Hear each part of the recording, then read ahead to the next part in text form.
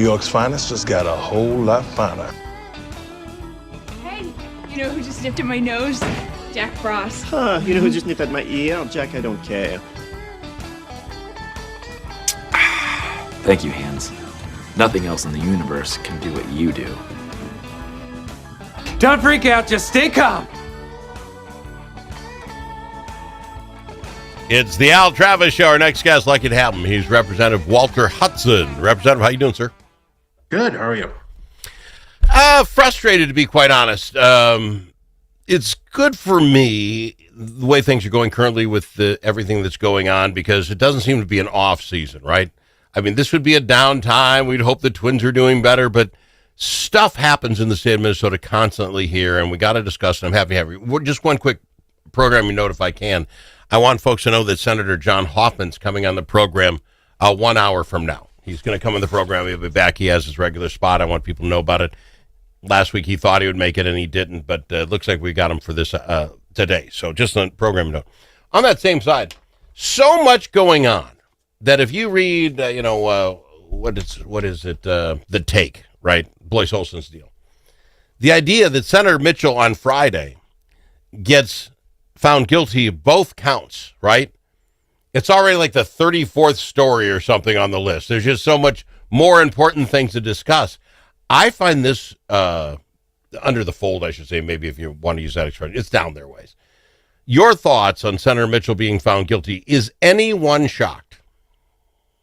Well, nobody should be. It would have been incredibly shocking if there was any other result. I mean, the evidence was overwhelming from day one, which is why it was so utterly ridiculous that the Senate Ethics Committee, chaired by Senate President Bobby Joe Champion at the time, failed to remove her from office. She clearly was engaged in conduct unbecoming the institution, unbecoming her office. And the fact that in order to retain a one-vote majority for a handful of days at the end of the second year of a term, when most of the work had already been completed, the budget was finished. I mean, it would have cost them next to nothing other than their pride. Yeah. They, instead of doing that, which we wouldn't be talking about Nicole Mitchell anymore if they had done that, they would have had a special election in the interim. Yeah. Her seat would have been filled. This year would have gone by pretty much the same as it has, more or less. The fact that they chose to keep her around for over a year, and now they're trying to play like, they're trying to save face and act reasonable by calling on her to resign. You had the opportunity to kick her out multiple times. Well, they did originally call for her to resign after the first session was over, but then she said, no, I was going to push the thing back. She got to push back to the next session, and then it's like, no more calls for resignation. We needed her number.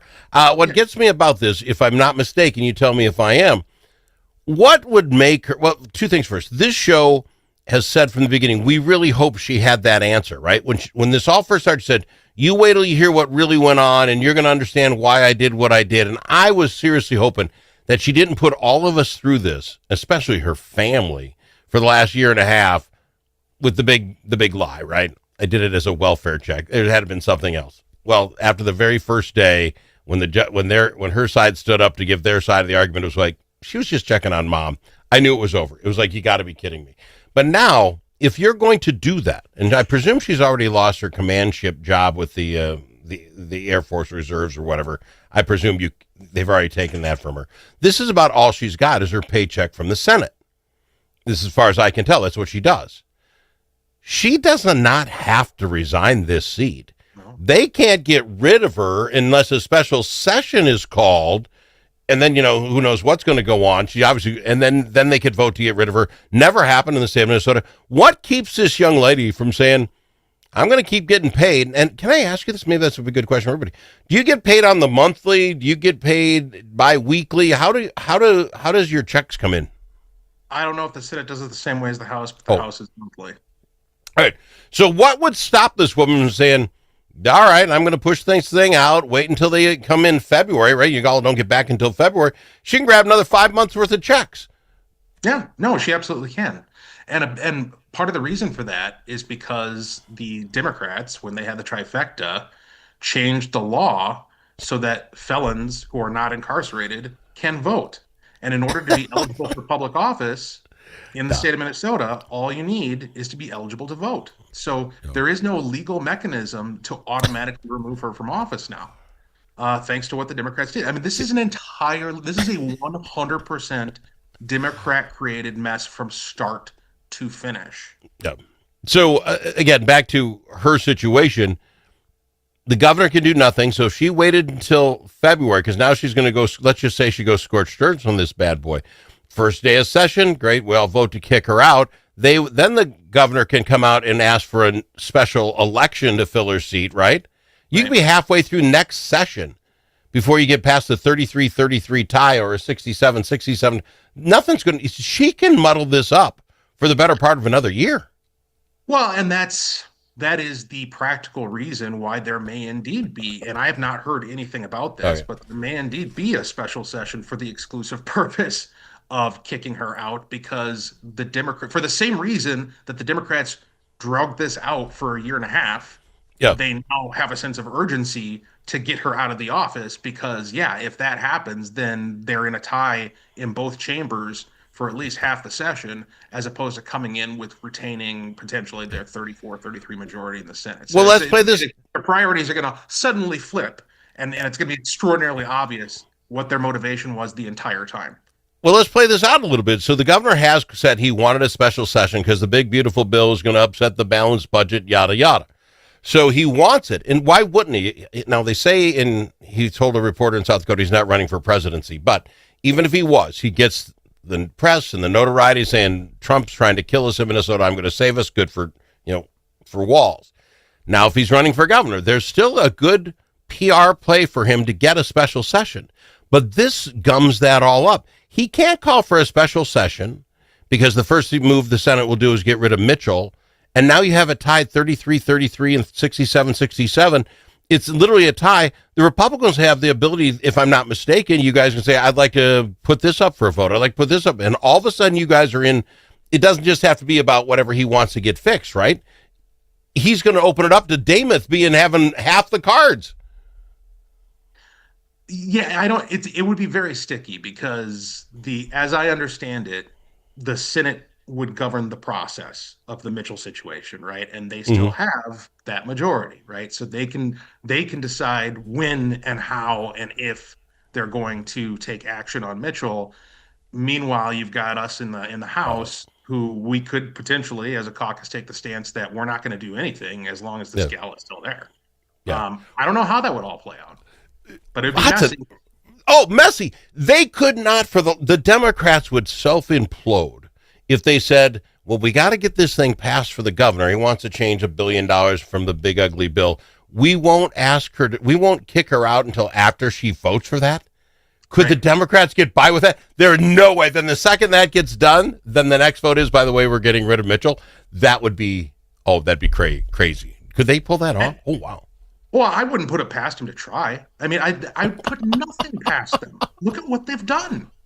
Look at what they've done. Look at how they've handled this situation. There is nothing from the conduct that they've exhibited from the moment that this happened that suggests for even one moment that they would do something because it's honorable, decent, good, and right. Everything is about power. And now they've got themselves in a situation where they're between a rock and a hard place when it comes to power. And I don't know how they react when choice A and choice B both leave them without the power that they desire. I don't know which way they're going to go. Yeah, back them into a corner, see what happens. Just real quick, the Hortman seat and then the Mitchell seat. I've read that the Hortman seat at one time really was a toss-up. Now, everybody loved Hortman. I'm not ripping her at all. Is that a gimme for the Democrats? And Woodbury, is that a gimme for them as well? Is there a chance that those switch when the special elections come up? Well, there's always a chance, right? I think Woodbury, it's more likely simply because in both cases, the circumstances of the vacancies benefit one party or the other. So the fact that Mitchell, the situation was handled the way that it was, provides a lot of ammunition for whatever Republican candidate emerges in that district. And on the flip side, in Hortman's district, the sentiment around what happened to her is likely going to give a boost to whoever the Democrat is. Sure, fair enough. I like the idea that, boost to whose side and who depends who runs for the Republicans. I want to talk about the running of Republicans coming up on the other side of the break. I've got him, Representative Walter Hudson, on the Al Travis Show. If it's your turn to host a game, Grandpa's Barbecue suggests you try something different. Put out the perfect barbecue flavor of Grandpa's Barbecue. Add it to your ribs, dip the meatballs, or drench your wings in the original flavor of Grandpa's Barbecue. It isn't too hot or spicy, fruity or smoky or whatever. Grandpa's Barbecue. Available in select stores and online at grandpasbarbecueshop.com.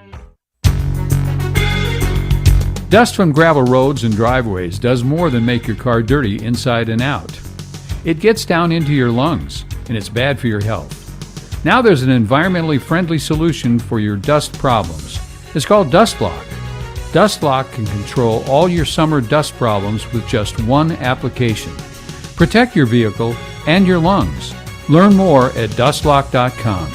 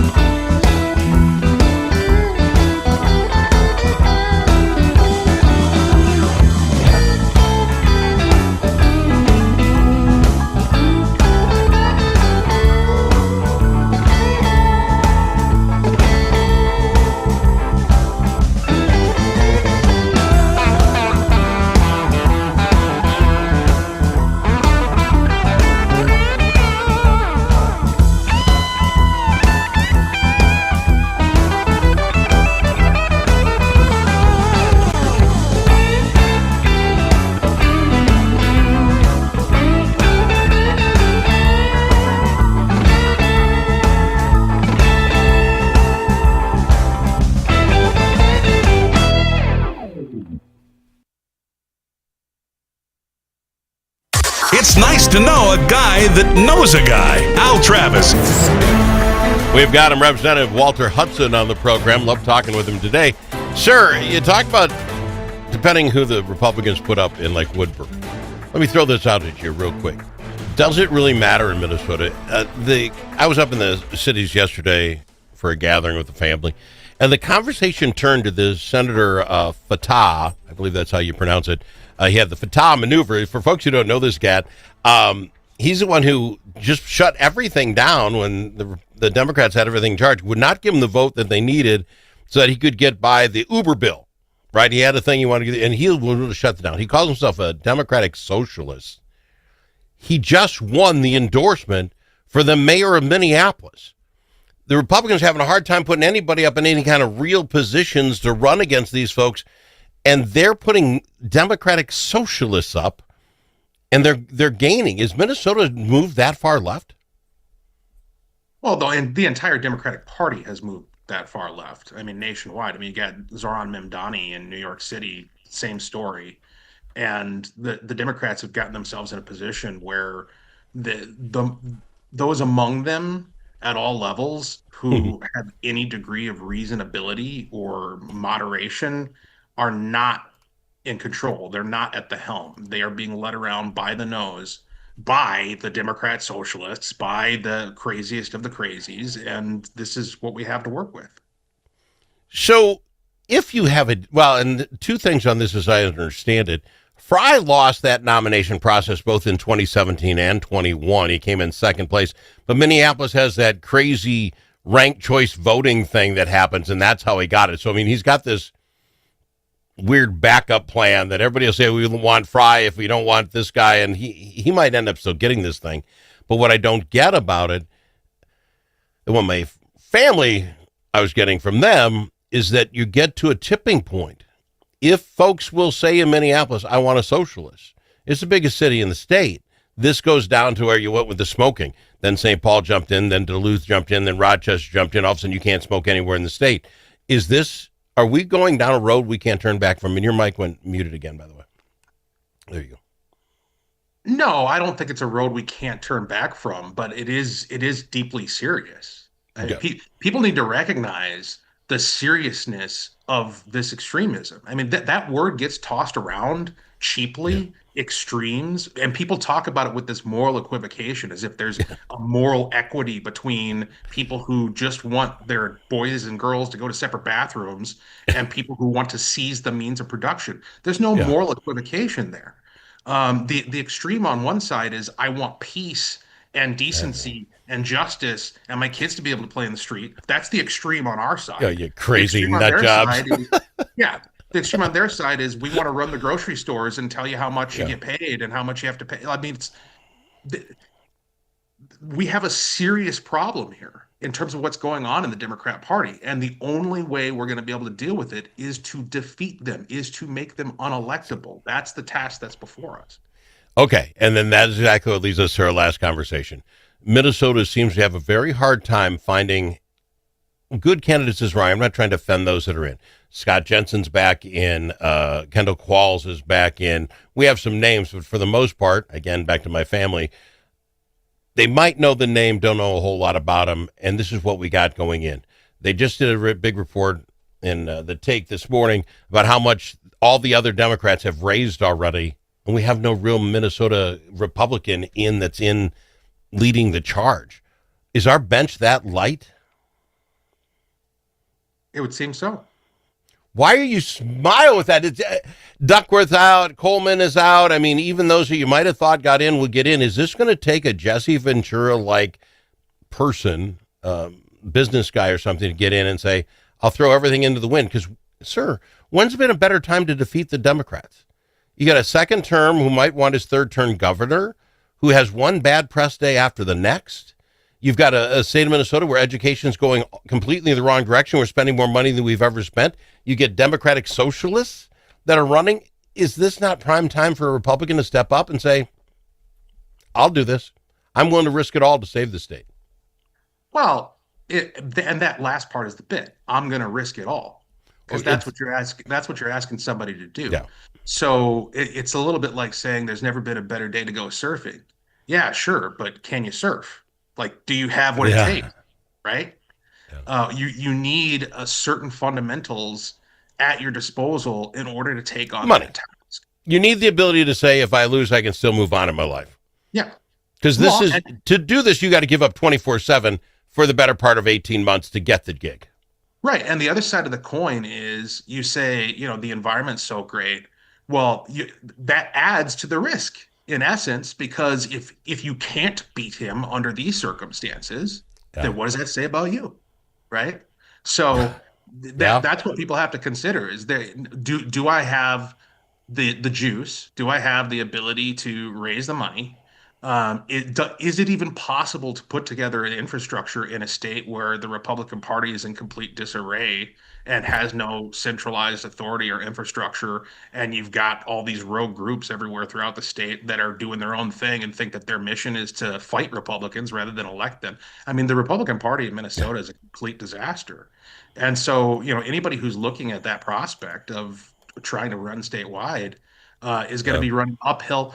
It's going to be like that old thing that parents used to say to their kids, you're going uphill back and forth to school and from, right? It's uphill both ways because you're going up against the Democratic machine, and you're also going against your own people who hate you because, you're not whatever it is they want you to be. Far enough right. Yeah.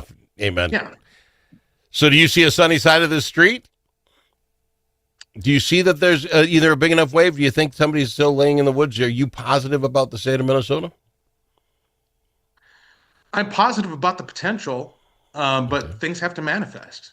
I've been saying that the only way our side fixes this state at this point is if a centralizing, mobilizing, calcifying figure, somebody who can bring the coalition together, somebody who has enough gumption to build their own organization, basically a statewide campaign, preferably for governor, has to become what the party isn't, and then take over the party after a victory and reset this whole game board. That's the only way this is going to work. Is there needs to be somebody with Trump-like juice, somebody who can bring in money, who can get the attention, who can draw the eyes, because that's the thing. I talked to a gal at an event recently over the weekend who said she was considering running for governor, and we had this interesting conversation about resources. And she's like, "Well, why do you need all this money?" And it's like, well, because I don't care if you're Mother Teresa. If you don't have the ability to convey your message, all the Democrats are going to do is paint you as whatever they want to call you, whatever they want to claim you've done or said. And if you can't push back, if you can't establish who you are up front to the public, then they're going to define you for you. And that's the problem. We're out of time. I got to fly. I love having you on, Representative. Appreciate you being here. Representative Walter Hudson on the Al Travis Show.